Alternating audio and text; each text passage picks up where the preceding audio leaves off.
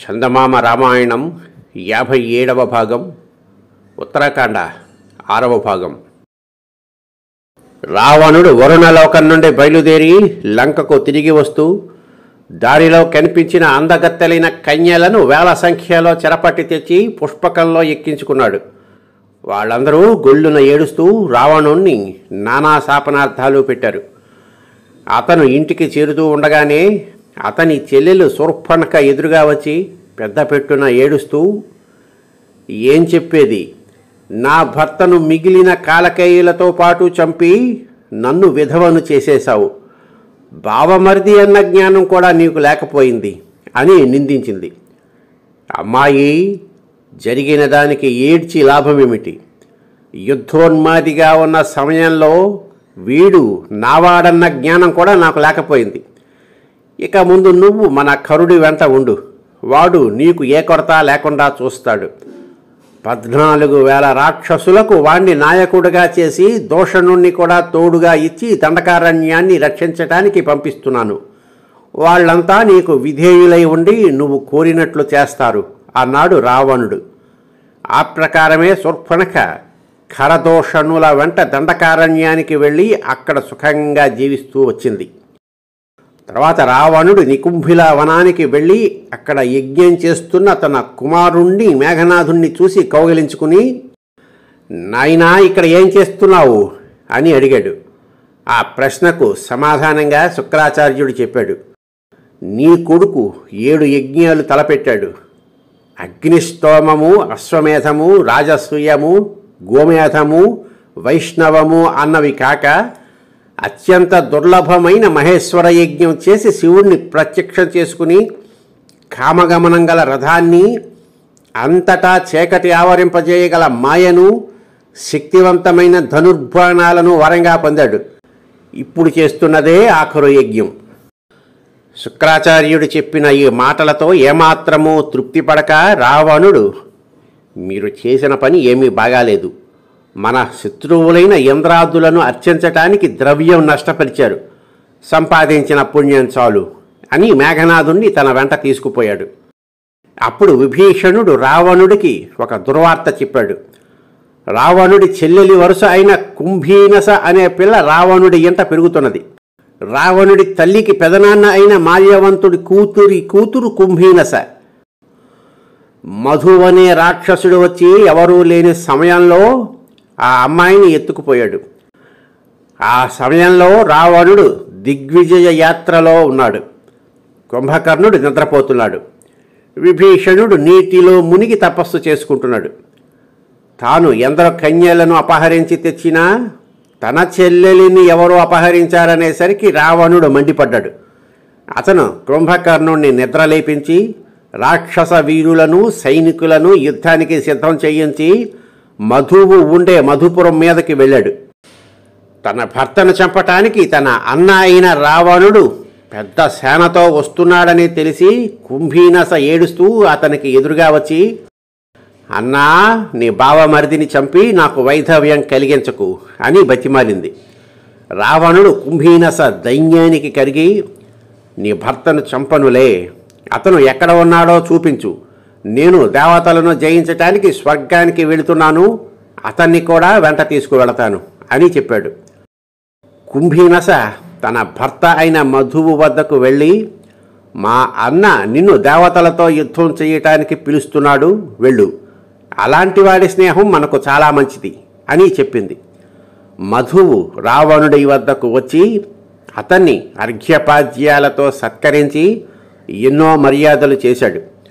రావణుడు ఒక్క రాత్రి తన బావమరిది ఆతిథ్యం స్వీకరించి మరునాడు బయలుదేరి వైశ్రవణుడు ఉండే కైలాసం వద్దకు చేరుకున్నాడు. అప్పటికి సాయంకాలం కావటం చేత రావణుడి సేన అక్కడే విడిచింది. ఆ రాత్రి చంద్రుడు చక్కటి వెన్నెల కాస్తున్నాడు. చల్లని మందమారుతం వీస్తున్నది. చెట్ల మధ్య కిన్నరులు బృందగానాలు చేస్తున్నారు. కుబేరుడి మందిరంలో అప్సరసలు పాడే పాటలు వినవస్తున్నాయి. అంతటా పూలు వాసనలు వెదజల్లుతున్నాయి. కొండ మీద కూర్చుని వెన్నెలలో చుట్టూ ఉండే దృశ్యాలు చూస్తున్న రావణుడికి విరహబాధ పుట్టుకొచ్చింది. ఆ సమయంలో అప్సరసలందరిలోకి మిన్న అయిన రంభ నిద్రలో మునిగి ఉన్న రావణుడి సేనల మధ్యగా నడుచుకుంటూ అటుగా వచ్చింది. ఆమె దివ్యాభరణాలు ధరించి దివ్య పుష్పమాలలు వేసుకుని తలలో మందారాలు పెట్టుకుని నల్లని ముసుగు వేసుకుని రెండో లక్ష్మీదేవిలాగా రావటం చూసి రావణుడు కూర్చున్న చోటు నుండి లేచి వెళ్ళి ఆమె చెయ్యి పట్టుకుని, ఇప్పుడు నువ్వు ఎవరి దగ్గరకు వెళుతున్నావు? ఎవరు ఆ అదృష్టశాలి? నేను తక్కువ వాణ్ణి కాను. 3 లోకాలలోనూ నన్ను మించినవాడు లేడు. నిన్ను చేతులు మోడ్చి వేడుకుంటాను, నా కోరిక తీర్చి వెళ్ళు అన్నాడు. రంభ అతని మాటలు విని వణికిపోతూ, మీరు నాతో ఇలా మాట్లాడకూడదు. నాకు ఇతరులు బాధ కలిగిస్తే రక్షించవలసిన వారు మీరు. నేను మీకు కోడలు వరుసదాన్ని. మీ అన్న కొడుకు నలకూబరుడు నా కోసం వేచి ఉన్నాడు. నేను అతన్ని తప్ప మరెవ్వరిని ప్రేమించలేను అని వేడుకున్నది. మీ అప్సరసలకు భర్త వావి వరసలో ఎక్కడవి అంటూ రావణుడు రంభను బలాత్కరించాడు. రంభ నలిపివేసిన పువ్వులాగాను తెంపివేసిన లతలాగాను అయిపోయి పుట్టెడు సిగ్గుతోనూ భయంతోనూ దుఃఖంతోనూ వెళ్ళి నలకూబరుడి కాళ్ల మీద పడి రావణుడు తనకు చేసిన అన్యాయం గురించి చెప్పింది. నలకూబరుడు కోపోద్రేకంతో జలం స్పృశించి, ఈ రావణుడు ఇక ముందు తనను కోరని స్త్రీని బలాత్కరించే పక్షంలో వాడి తల 1000 ముక్కలవుతుంది అని శపించాడు. ఈ శాపం సంగతి వినాక రావణుడు చెరబట్టి తెచ్చిన స్త్రీలలో పతివ్రతలైన వాళ్ళు పరమానందం చెందారు. రావణుడు కూడా అది మొదలు స్త్రీలను బలాత్కరించడం మానుకున్నాడు. రావణుడు కైలాసం నుండి బయలుదేరి తన సైన్యాలను స్వర్గంపైకి నడిపించుకుని వెళ్ళాడు. రాక్షస సేన 4 వైపుల నుండి స్వర్గాన్ని ముట్టడించుతున్నారన్న వార్త విని ఇంద్రుడు దేవగణాలను యుద్ధానికి సిద్ధం కమ్మనమని హెచ్చరించి విష్ణువు వద్దకు వెళ్ళి, రావణుడు దండెత్తి వస్తున్నాడు, ఏం చేసేటట్లు? నీ సహాయంతో పూర్వం ఎందరో రాక్షసులను జయించాను. చక్రం పట్టుకుని వెళ్ళి రావణుడితో యుద్ధం చేస్తావా అని అడిగాడు. నేను ఇప్పుడు వాడితో యుద్ధం చేయను. వాడు మన చేతిలో చావడు. వాడికి ఇంకా కాలం తీరలేదు. ప్రస్తుతానికి నువ్వే వాడిని ఎదిరించు. నీకు ఏమీ భయం లేదు అన్నాడు విష్ణువు. దేవతలకు రాక్షసులకు గొప్ప యుద్ధం జరిగింది. రావణుడి బలాలకు అతని తాత అయిన సుమాలి నాయకత్వం వహించి ఈ యుద్ధంలో సావిత్రుడు అనే వసువు చేతిలో చనిపోయాడు. రాక్షస సేన కూడా బాగా దెబ్బతిన్నది. 10 వంతుల మంది రాక్షసులు చచ్చారు. ఇంద్రుడు గొప్పగా యుద్ధం చేసి రావణుణ్ణి ప్రాణాలతో పట్టుకున్నాడు. ఈ సంగతి తెలిసి మేఘనాథుడు తన మాయను ప్రయోగించి అదృశ్యుడిగా యుద్ధం చేస్తూ వచ్చి ఇంద్రుడిని పట్టుకొని తన తండ్రిని విడిపించి, యుద్ధం అయిపోయింది, మనం గెలిచాం. ఇదిగో ఇంద్రుడు మనకు చిక్కాడు. నువ్వు యథేచ్ఛగా 3 లోకాలు ఏలుకోవచ్చు అన్నాడు. ఇంద్రుని పట్టుకుని మేఘనాథుడు ఇంద్రజిత్తు అయ్యాడు. తన కొడుకును పట్టుబడిన ఇంద్రుణ్ణి తీసుకుని రావణుడు లంకకు తిరిగి వెళ్ళాడు. ఇంద్రుని విడిపించటానికి దేవతలు బ్రహ్మను వెంటబెట్టుకుని లంకకు వెళ్ళారు. బ్రహ్మ కొలువులో ఉన్న రావణుడితో, నీ కొడుకు పరాక్రమం నిజంగా చాలా గొప్పది. దాన్ని చూసి నేను చాలా సంతోషించాను. ఇక నుండి నీ కొడుకు ఇంద్రజిత్తు అనే పేరుతో ప్రఖ్యాతి పొందుతాడు. వాణ్ణి ఎవరూ జయించలేరు. వాడి సహాయంతో దేవతలను జయించావు కదా, ఇక ఇంద్రుణ్ణి విడిచిపెట్టేయి అన్నాడు. తాత, ఇంద్రుని విడిచిపెట్టి తీరాలనే పక్షంలో నాకు అమరత్వం ఇయ్యి అన్నాడు ఇంద్రజిత్తు. నాయనా, ఏ ప్రాణికి పరిపూర్ణమైన అమరత్వం లేదు అన్నాడు బ్రహ్మ. అలా అయితే నాకు కూడా పరిపూర్ణమైన అమరత్వం వద్దు. నేను నీకు తృప్తి కలిగేలాగా రోజు అగ్నిని మంత్రాలతోనూ హవ్యాలతోనూ అర్చిస్తాను.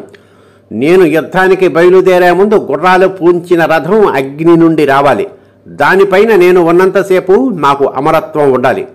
ఇదే నేను కోరే వరం. నేను అగ్నిని అర్చించటం పూర్తి కాని పక్షంలో చస్తే చస్తానుగాక అన్నాడు ఇంద్రజిత్తు. బ్రహ్మ దీనికి ఒప్పుకున్న మీదట అతను దేవేంద్రుణ్ణి విడిచిపెట్టేశాడు. ఇంద్రుడితో సహా దేవతలు స్వర్గానికి వెళ్ళిపోయారు. యుద్ధోన్మాదంతో రావణుడు భూలోకం పర్యటించేటప్పుడు అతనికి కొన్ని అపజయాలు కూడా కలిగాయి. వాటిని గురించి కూడా అగస్త్య మహాముని రాముడికి చెప్పాడు.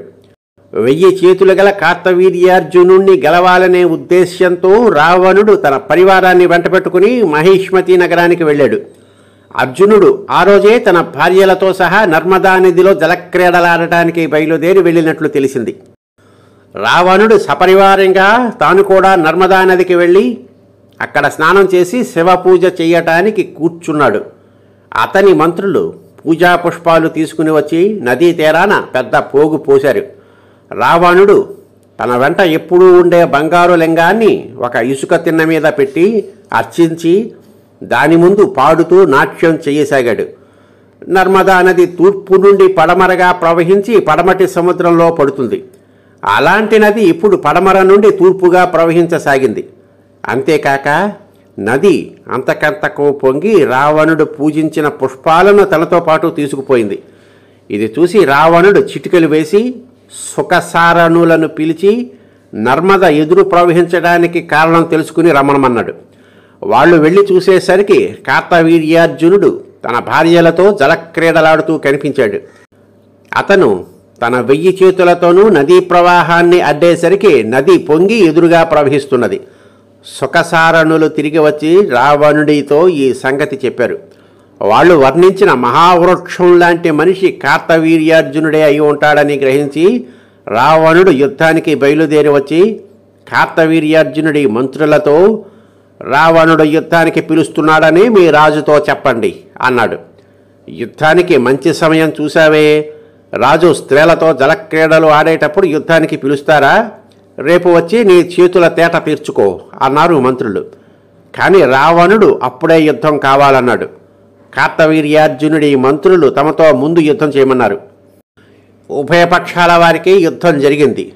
రాక్షసులు విజృంభించి అర్జునుడి పరివారంలో చాలామందిని చంపారు, కొందరిని తిన్నారు కూడా. ఈ యుద్ధపు కోలాహలం విని కార్తవీర్యార్జునుడు తన భార్యలకు భయపడవద్దని చెప్పి గద తీసుకుని దాన్ని తన 500 చేతులతోనూ గెరగెరా తిప్పుతూ యుద్ధం జరిగే చోటికి వచ్చాడు. ప్రహస్తుడు మొసలం తీసుకుని అతని దారికి అడ్డంగా నిలబడ్డాడు. అర్జునుడు ప్రహస్తుడు విసిరిన మొసలాన్ని తన గదతో విరగగొట్టి అతని వెంట పడ్డాడు. గదతో కుట్టిన దెబ్బలకు ప్రహస్తుడు పడిపోగానే మారీచ, సుఖసారణ, ధూమ్రాక్ష మహోదరులు మొదలైన వారు పారిపోయారు. ఆ తర్వాత రావణుడు అర్జునుడితో యుద్ధం ప్రారంభించాడు. ఇద్దరు గదలతో ఒకరిని ఒకరు మోదుకున్నారు. కానీ కొండల్లాగా ఏ ఒక్కరూ చలించలేదు. చిట్ట చివరకు అర్జునుడు బలం కొద్దీ తన గదతో రావణుడి రొమ్ము మీద కొట్టేసరికి అది తుంపులు తుంపులైపోయింది. అయితే ఆ దెబ్బతో రావణుడు వివసుడై పడిపోయాడు. వెంటనే అర్జునుడు రావణుణ్ణి పట్టి కట్టేసి తన పట్టణానికి తీసుకుపోయాడు. ఈ సంగతి స్వర్గంలో ఉన్న పులస్త్య బ్రహ్మకు తెలిసింది. ఆయన మాహిష్మతికి ఆదరాబాదరాగా వచ్చాడు. కార్తవీర్యార్జునుడు ఆయనకు ఎంతో భక్తిగా అతిథి సేవ చేసి ఆయన వచ్చిన పని అడిగాడు. నాయనా, లోకాలన్నీ జయించి అజేయుడు అని అనిపించుకున్న నామనమన్నే గెలిచావు. ఏమి నీ పరాక్రమం, ఏమి నీ కీర్తి, వాణ్ణి విడిచిపెట్టేసయ్యి అన్నాడు పులస్త్యుడు. కార్తవీర్యార్జునుడు మారు మాట్లాడక రావణుడి కట్లు విప్పి అగ్ని సాక్షిగా అతనితో అహింసా స్నేహం చేసుకుని వస్త్రాభరణాలు కానుకగా ఇచ్చి పంపేశాడు. స్వస్తి.